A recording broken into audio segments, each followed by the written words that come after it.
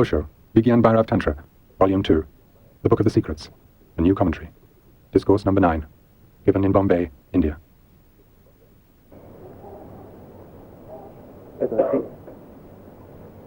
as I look in your eyes, I never see you there, as if you are absent. You exist absently, and this is the core of our suffering. You can be alive without being at all present. And if you are not present, your existence will become a boredom. And this is what has happened. So when I see in your eyes, I don't find you there. You have yet to come. You have yet to be. The situation is there, and the possibility is there. You can be there any minute, but yet you are not. To become aware of this absence is to begin the journey towards meditation, towards transcendence. If you are aware that somehow you are missing, you exist, but you don't know why. You don't know how. You don't know even who exists within you. This unawareness creates all suffering. Because unknowingly, whatsoever you do will bring suffering. It is not what you do that is basic. It is whether you do it with your presence or with your absence that is significant. Whatsoever you do, if you can do it with your total presence, your life will become ecstatic. It will be a bliss. If you do something without your presence there, absently, your life will be a suffering, bound to be. Hell means your absence. So there are two types of seekers. One type of seeker, always in search what to do. That seeker is on a wrong path. Because the question is not of doing at all. The question is of being, what to be, how to be. So never think in terms of action and doing. Because whatsoever you do, if you are absent, it will be meaningless. Whether you move in the world or you live in a monastery, whether you function in the crowd or you move to an isolated spot in the Himalayas, will make no difference. You will be absent here and you will be absent there. And whatsoever you do, in the crowd or in the isolation, will bring suffering. If you are not there, then whatsoever you do is wrong. The second type and the right type of seeker is not in search of what to do. He is in search how to be. The first thing is how to be. One man came to Gautam Buddha. He was filled with much compassion, with much sympathy. And he asked Gautam Buddha, what can I do to help the world? Buddha is reported to have laughed and said to the man, you cannot do anything because you are not. How can you do anything when you are not? So don't think of the world. Don't think of how to serve the world, how to help others. Buddha said, first be. And if you are, then whatsoever you do becomes a service. It becomes a prayer. It becomes compassion. Your presence is the turning point. Your being is the revolution. So these are the two paths. The path of action and the path of meditation. They are diametrically opposite. The path of action is basically concerned with you as a doer. It will try to change your actions. It will try to change your character, your morals, your relationships, but never you. The path of meditation is diametrically opposite. It is not concerned with your actions. It is directly and immediately concerned with you. What you do is irrelevant. What you are. And that is basic and primary, because all action springs from you. And remember, your actions can be changed and modified, even can be replaced by diametrically opposite actions, but they are not going to change you. Any outward change will not bring the inner revolution. Because the outward is superficial. And the innermost core remains untouched. By what you do, it remains untouched. But the vice versa brings the revolution. If the innermost core is different, the surface automatically changes. So think a basic question, only then we can enter these techniques of meditation. Don't be concerned what you are doing. That may be a trick. That may be a device to escape from the real problem. You are violent, for example. You can make every effort to be non-violent, thinking that by being non-violent you will become religious. By becoming non-violent, you will come closer to the divine. You are cruel, and you may make every effort to be compassionate. You can do it, and nothing will change, and you will remain the same. And your cruelty will become a part of your compassion, and that is more dangerous. Your violence will become a part of your non-violence. That is more subtle. You will be violently non-violent. Your non-violence will have all the madness of violence.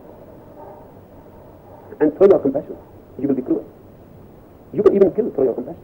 People have killed. So many religious wars, they are fought in the mood of compassion. You can kill very compassionately, very non-violently.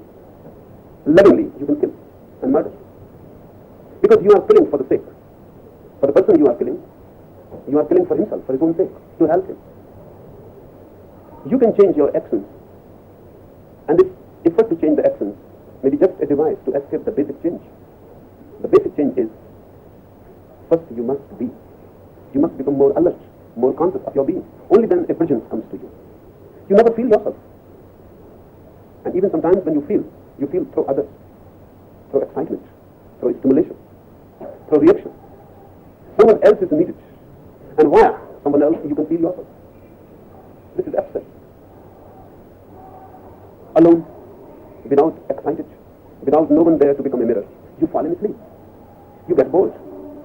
You never feel yourself. There is no presence. You live absently. This absent existence is the non-religious mind. To become filled with your own presence, with the light of your own being, you become religious. So remember this as a basic point, that my concern is not with your actions. What you do is irrelevant. What you are, absent, present, aware, unaware, that's my concern. And these techniques we will enter are techniques to make you more present, to bring you here and now. Either someone else is needed for you to feel yourself, or the past is needed. Through the past, through past memory, you can feel your identity. Or the future is needed. You can project in your dreams. You can project your ideals, future life, moksha. Either you need past memories to feel that you are, or you need a future projection, or someone else. But you alone are never enough. This is the disease. And unless you alone become enough, nothing will be enough for you.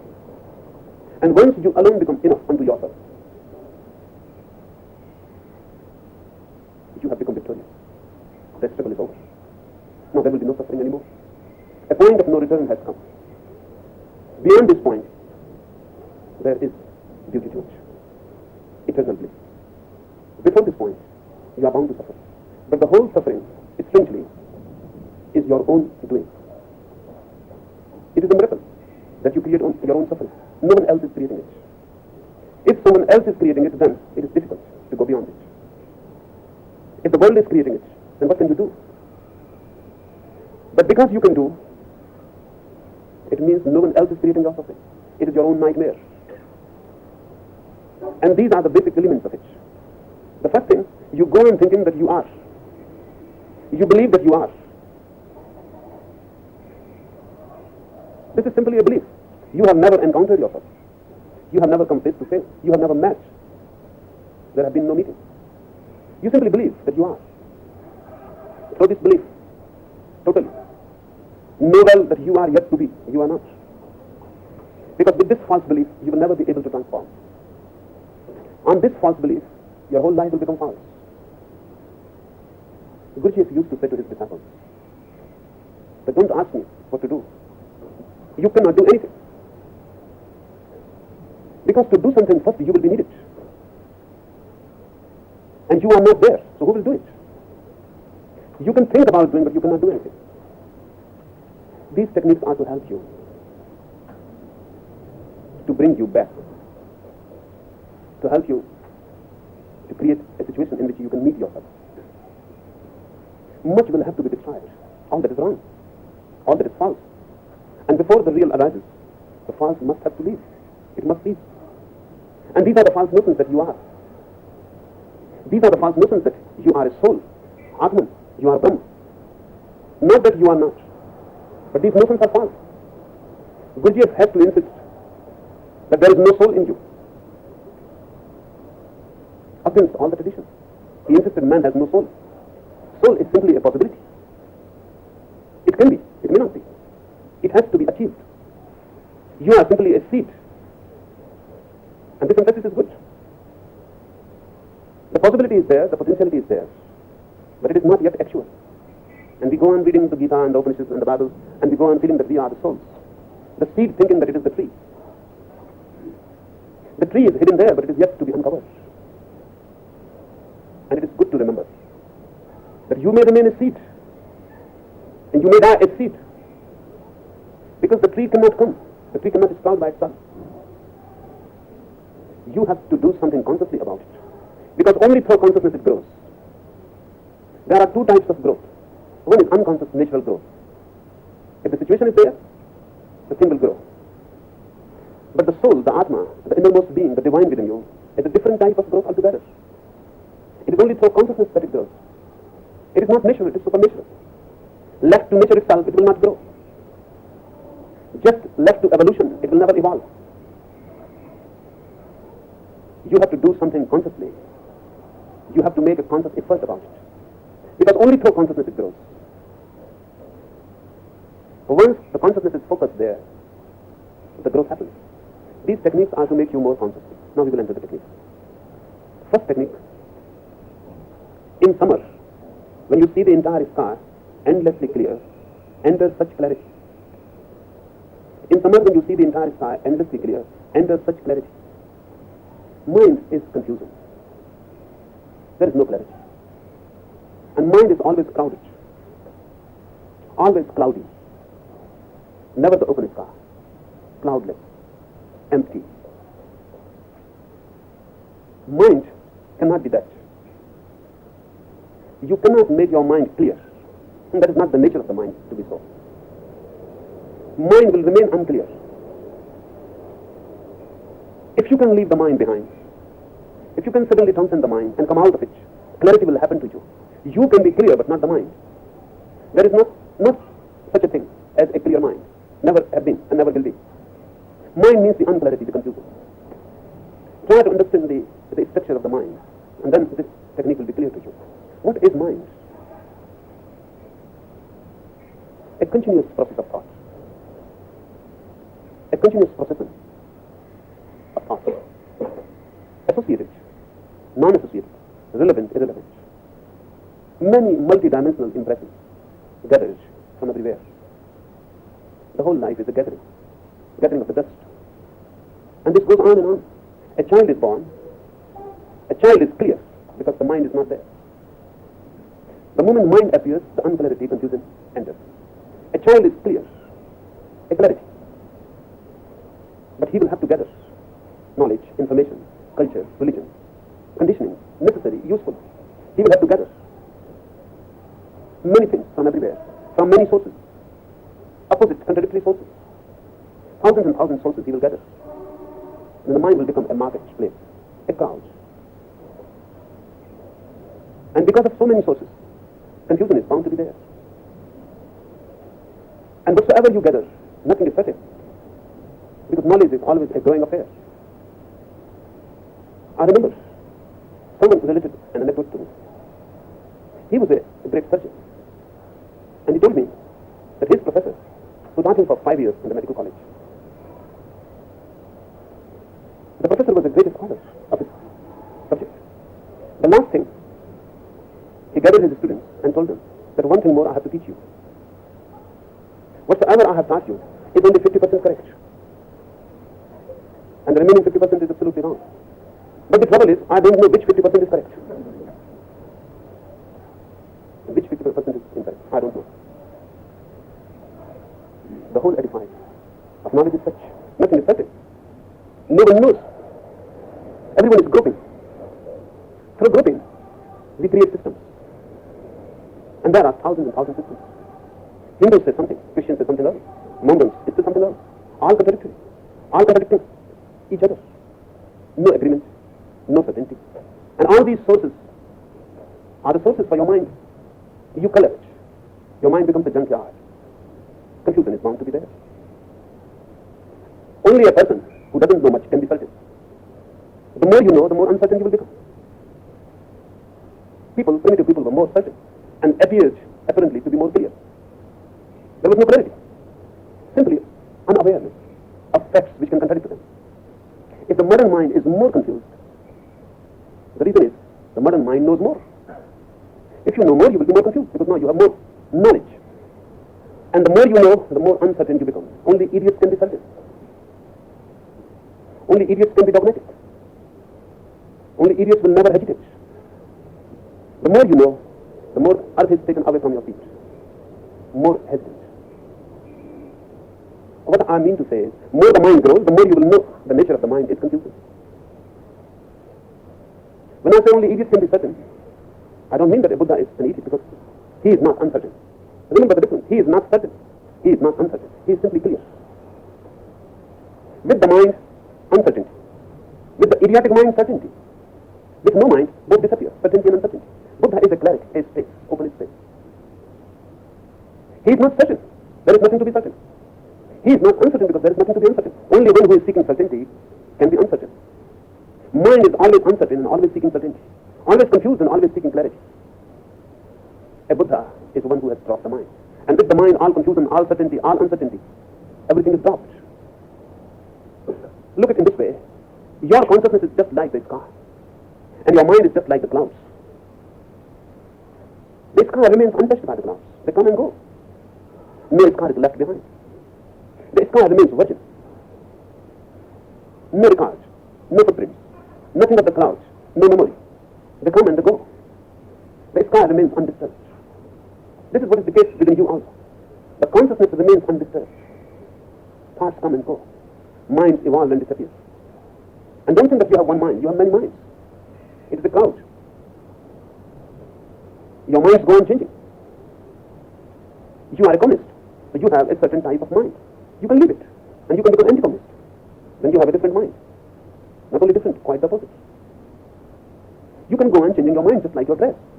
And you go on changing. You may not be aware about it. These clouds come and go.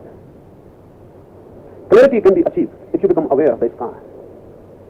If your focus changes. You are focused on the clouds if you focus on the sky. Unfocus on the clouds and focus on the sky. This technique says, in summer, when you see the entire sky endlessly clear, enter such clarity. Meditate on the sky, a summer sky, with no clouds, endlessly empty and clear. Nothing moving in it, in its total virginity. Contemplate on it. Meditate on it. And enter this clarity. Become this clarity. This space-like clarity. If you meditate on open, unclouded sky, suddenly you will feel that the mind is disappearing. The mind is dropping away. There will be gaps. Suddenly you will become aware as if the clear sky has entered in you also. There will be intervals. For a time being, thoughts will cease, as if the traffic has ceased. And there is no one moving. In the beginning it will be only for movements. But even those movements are transforming. By and by, the mind will slow down. Bigger gaps will appear. For minutes together, there will be no thought, no clouds. And when there is no thought, no clouds, the outer sky and the inner become one. Because only the thought is the barrier. Only the thought creates the wall. Only because of the thought, the outer is outer and the inner is inner. When the thought is not there, the outer and the inner lose their boundaries. They become one. Really, boundaries never existed there. They appeared only because of the thought, the barriers. To meditate on the sky is beautiful. Just lie down. When you forget the earth, just lie down on your back, on any lonely beach, on any ground, and just look at the sky. But a clear sky will be helpful. Unclouded. And just looking, staring at the sky, feel the clarity of it, the uncloudedness, the boundless expanse. And then enter that clarity, become one with it. Feel as if you have become the sky, the space. In the beginning, if only you meditate on the open sky, not doing anything else, intervals will start appearing. Because whatsoever you see enters you. Whatsoever you see, it stays you within. Whatsoever you see pictures, reflect it. You see a building. You cannot simply see it. Something immediately starts happening within you. You see a man, a woman. You see a car. Anything you see. It is not just outside. Something has started within. The reflection. And you. So everything you see molds you, makes you, modifies you, creates you. The without is constantly related with the within. To look in the open sky is good. Just the expanse is beautiful. With no boundaries there, your own boundaries will disappear. Because the no boundary sky will reflect within you. And if you can stare without blinking your eyes, it will be good. If you stare without blinking your eyes, because if you blink your eyes, your thought process will continue. Stare without blinking the eyes. Stare in the emptiness. Move into the emptiness. feel that you have become one with it. And any moment, the sky will enter within you. First you enter into the sky, and then the sky enters you. And there is a meeting. The inner sky meeting the outer sky. In that meeting is the realization. In that meeting there is no mind. Because the meeting can happen only when the mind is not there. In that meeting you are for the first time not your mind. There is no confusion. Confusion cannot exist without the mind. There is no misery. Because misery also cannot exist without the mind. Have you observed this fact any time or not? That misery cannot exist without your mind. You cannot be miserable without your mind. The very source is not there. Who will supply you this misery? Who will make you miserable? And the same is true from the opposite direction also. You cannot be miserable without your mind, and you cannot be blissful with your mind. The mind can never be the source of bliss.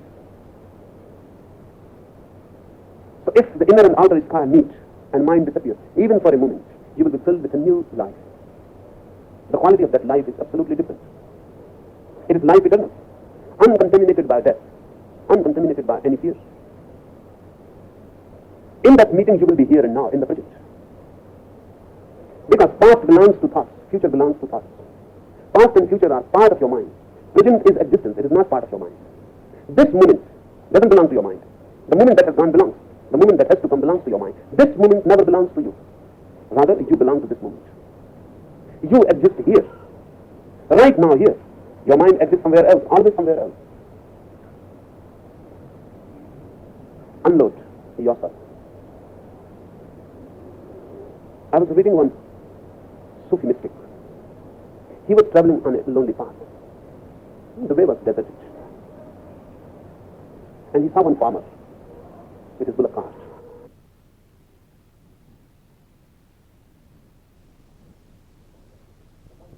The cart was stuck in mud. The road was rough. The farmer was carrying in his bullock cart a big load of apples. But somewhere on the rough road, the tailboard of the wagon became unfastened. And the apples were scattered. And he was not aware. The farmer was not aware. When the cart got stuck in the mud, he tried first to bring it out anyhow, but all efforts were in vain. So he thought, now I must unload my cart. Then maybe I can pull it out. So he looked back. Hardly a dozen apples were left. The load was already unloaded. You can feel his misery. So that a desperate farmer made a remark. The Sufi reports in his memoirs. He said, "Stuck by X. Stuck and not a damn thing to unload." The only possibility was, if you can unload the cart, it can come out, but no, nothing to unload. Fortunately, you are not stuck in such a way. You can unload. Your cart is too much loaded. You can unload the mind. And the moment the mind is not there, you fly. You become capable to fly. This technique, to look into the clarity of the sky and to become one with it, is one of the most practiced. Many traditions have used this. And particularly for modern mind, it will be very useful. Because on earth, nothing is left. Nothing is left to meditate on earth. Only the sky. If you look all around, everything is man-made. Everything is limited, with a boundary, a limitation. Only the sky exists, fortunately, open to meditation. Try this technique. It will be helpful. But remember three things. Don't blink. It's there. Even if your eyes start to feel pain and tears come down, don't be worried. Even those tears will be a part of unloading. They will be helpful. Those tears will make your eyes more innocent and fresh. But you just go on staring. Don't think about the sky. Remember the second point. You can start thinking about the sky. You can remember many poetries, beautiful poetries about the sky. Then you will miss the point. You are not to think about it. You are to enter it. You are to be one with it. Because if you start thinking about it, again, very repeated, you are missing the sky again. And you are again enclosed in your own mind. Don't think about the sky. Be the sky. Just sit there and move into the sky. And allow the sky to move in you. If you move into the sky will move into you immediately. How you can do it? How you will do it? This moving into the sky. Just go on staring. More far away, more far away. Go on staring. As if you are trying to find the boundary. Move deep. Move as much as you can. That very movement will break the barrier. And this method should be practiced at least for 40 minutes. Less than that will not be of much help. And when you feel really that you have become one, then you can close the eyes. When the sky has entered in you, you can close the eyes. You will be able to see it within also. Then there is no need. So only after 40 minutes when you feel that the oneness has happened, and there is a communion, and you have become part of it, and the mind is no more, close the eyes, and remain in the sky within. The clarity will help the third point, and there is such clarity. The clarity will help the uncontaminated, unclouded sky. Just be aware of the clarity that are allowed to. Don't think about it, just be aware of the clarity, the purity, the innocence. These words are not to be repeated. You have to feel them rather than think. And once you stare into the sky, the feeling will come. Because it is not on your part to imagine these things. They are there. If you stare, then it's not happening to you. The sky is pure. The purest thing in existence. Nothing makes it impure. Worlds come and go. Earths are there and then disappear. And the sky remains pure. The purity is there. You may not project it. You have simply to feel it. To be vulnerable to it. So you can feel it. And the clarity is there. Allow the sky to happen to you. You cannot force it. You can only allow it to happen. All meditations are really allowing something to happen. Never think in terms of aggression. Never think in terms of forcing something. You cannot force anything. Really, because you have been trying to force, you have created all misery. Nothing can be forced. But you can allow things to happen. Be feminine. Allow things to happen. Be passive. The sky is absolutely passive. Not doing anything at all. Just remaining there. Just be passive and remain under the sky. Vulnerable, open. Feminine. With no aggression on your part. And then the sky will penetrate you. In summer, when you see the entire sky endlessly clear, enter such clarity. But if it is not summer, what you will do? If the sky is clouded, not clear, then close your eyes and just enter the inner sky. Just close your eyes. And if you see some thoughts, just see them as if they are floating clouds in the sky. Be aware of the background, the sky, and be indifferent to thoughts. We are too much concerned with thoughts and never aware of the gaps. One thought passes, and before another enters, there is a gap. In that gap, the sky is there.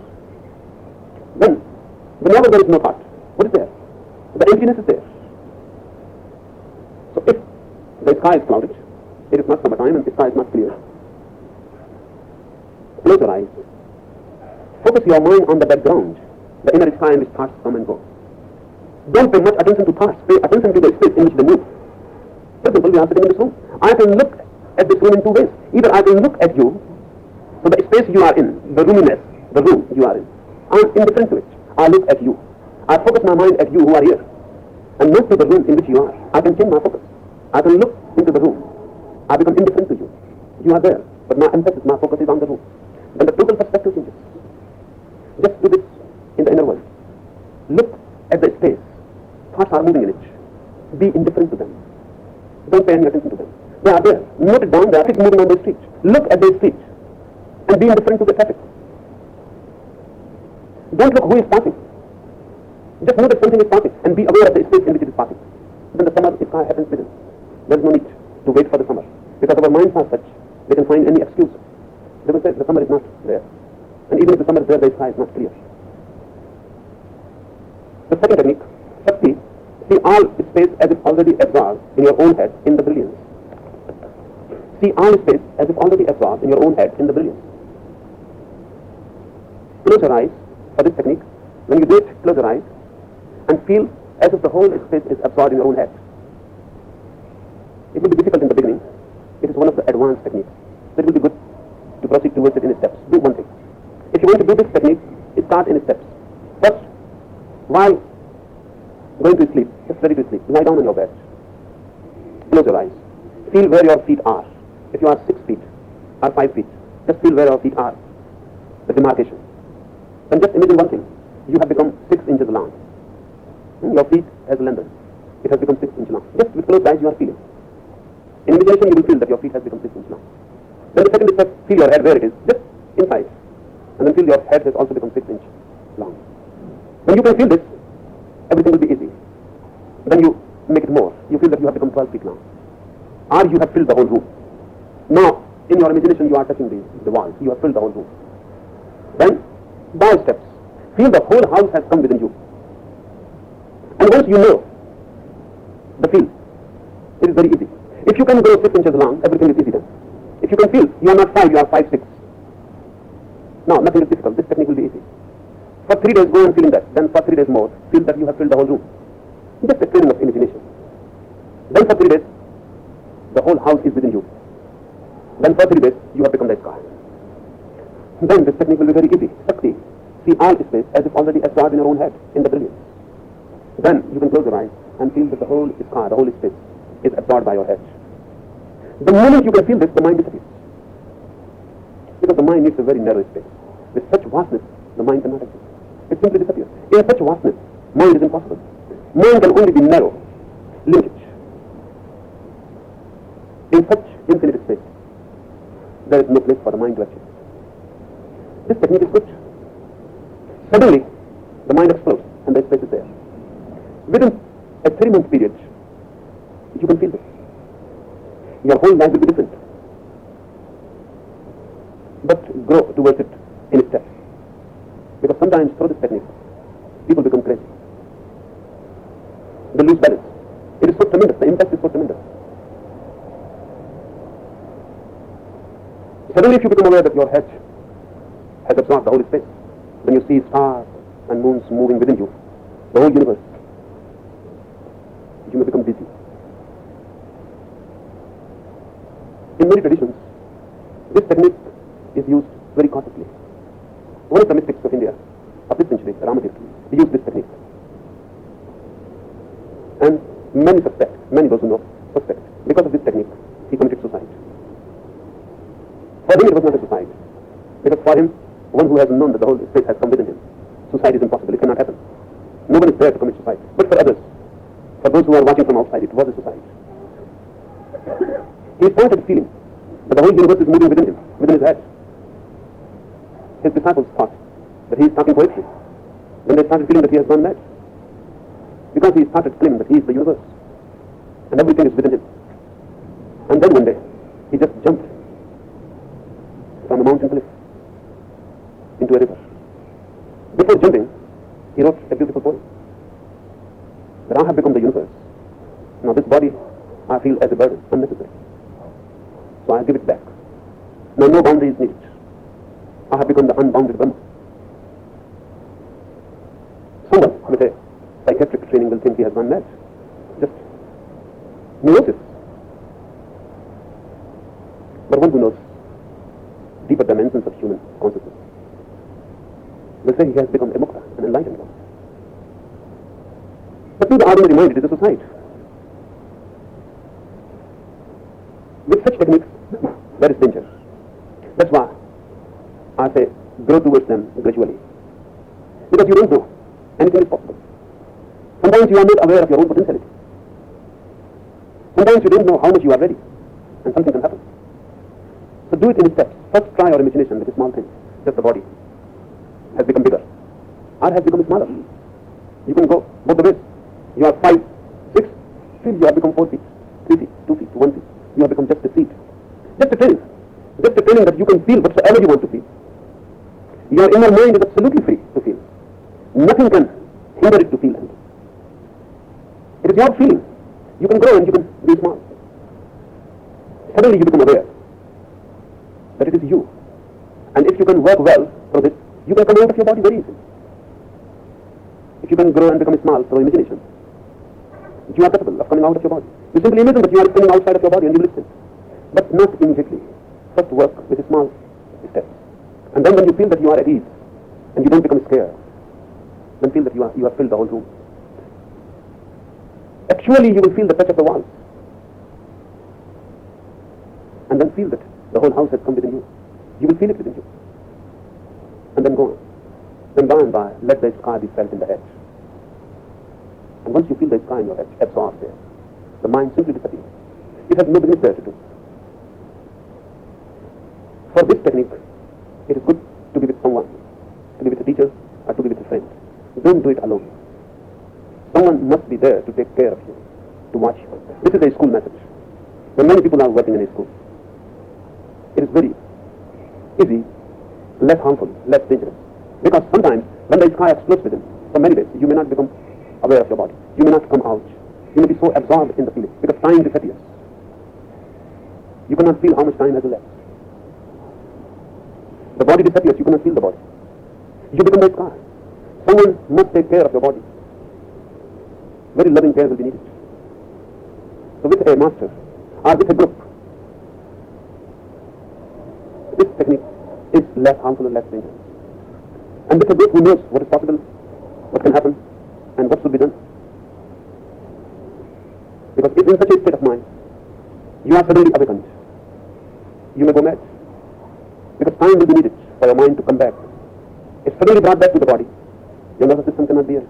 It is not made for that. It has to be trained. So don't do it alone. You can do it in a group with few friends, in a lonely place, and do it in steps, not suddenly. The third technique, waking, sleeping, dreaming, know you as light.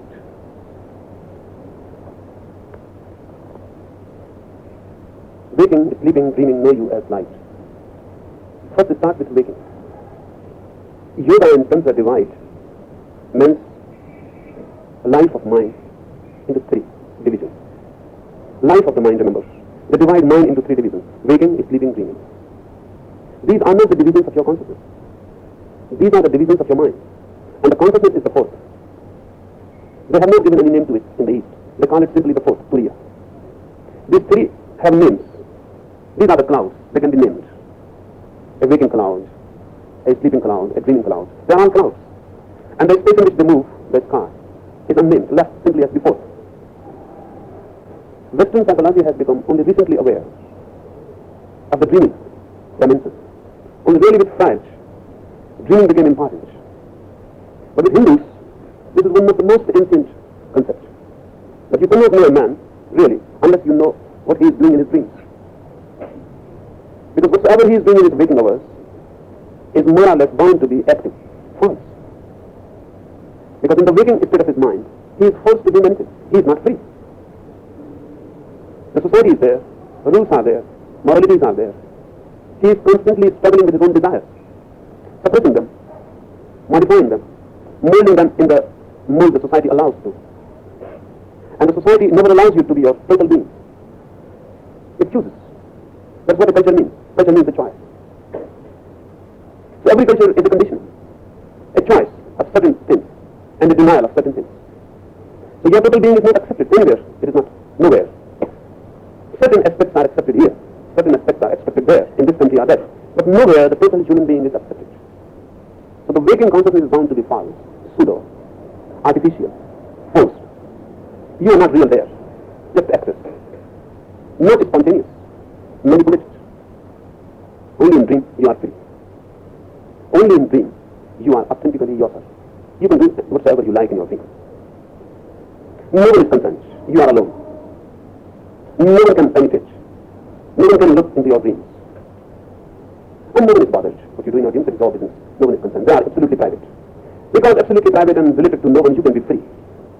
So unless your dreams are known, your real face cannot be known. Hindus have been aware of it. Dreams must be penetrated. But they are still clouds. Private, of course. More freer. But still clouds. And one has to go beyond them also. These three states, waking, sleeping, and dreaming. Dreaming became very primary with Freud. Now sleeping has been touched. Now many sleep labs are working in the West to know what sleep is. Because this seems to be very strange, that you don't know what sleep is. What happens really to you in sleep is not yet known scientifically. And if you cannot know what sleep is, it will be difficult to know what man is. Because 1/3 of his life he will be sleeping. 1/3 of life. If you are going to live 60 years, 20 years, you will be sleeping. It is such a major part. What you are doing while you are asleep. Something mysterious is on. And it is so essential that life is not possible without it. So something deep is happening, but you are not aware. Waking, you are a different person. Dreaming, you are again a different person. In deep sleep, you are again a different person. You can't remember even your name while deep asleep. You don't know whether you are a Mohammedan or a Christian or a Hindu. Out of your deep sleep, you can't answer who are you, rich or poor. No identity, no image. In the waking layer, you exist with the society. In the dreaming layer, you exist with your own desires. In deep sleep, you exist with nature, deep in the womb of nature. And yoga and tantra say that only beyond these three, you exist in the cosmic whole. So these three must be crossed, passed, transcended. There is one difference. The Western psychology is interested in studying these states. Now, Eastern seekers were interested in these states, but not in studying them. They were interested only how to transcend it. This technique is a transcendental technique. Waking, sleeping, dreaming know you as light. Very difficult. You have to start with waking. How can you remember in dreaming? Can you create a dream consciously? Can you manipulate a dream? Can you have your own dreams of your own wishes? You cannot. How important man is? You cannot even create a dream of your own. They too happen to you. You are helpless. But there are certain techniques for which dreams can be created. And those techniques are very helpful in transcending, because if you can create, then you can transcend. But one has to start with waking. While waking, moving, eating, working, remember yourself as light. As if in your heart a flame is burning. And your body is nothing but the aura around the flame. Imagine it, in your heart a flame is burning, and your body is nothing but a light aura around the flame. Your body is just a light around the flame. Allow it to go deep within your mind and your consciousness. Imbibe it. It will take time. But if you go on thinking about it, feeling it, imagining it, within a certain period, you can remember it the whole day while waking. Moving on the street, you are a flame moving. No one else will be aware of it in the beginning. But if you continue it, after 3 months, others will also become aware. And only when others become aware, you can be at ease now. Don't say to anyone. Simply imagine a flame, and your body is just the aura around it. Not a physical body, but an electric body, a light body. Go on doing it. If you persist within 3 months, ask them where you are about. Others will become aware that something has happened to you. They will feel a subtle light around you. When you will come near them, they will feel a different warmth. If you touch them, they will feel a fiery touch. They will become aware that something strange is happening to you. Don't speak to anyone. And when others become aware, now you can feel at ease. Now you can enter the second step, not before it. The second step is to take it into dreaming. Now you can take it into dreaming. It has become a reality. Now it is not an imagination. Through imagination you have uncovered a reality. It is real. Everything consists of light. You are light, unaware of the fact. Because every particle of matter is light. The scientists say it consists of electrons. It is the same thing.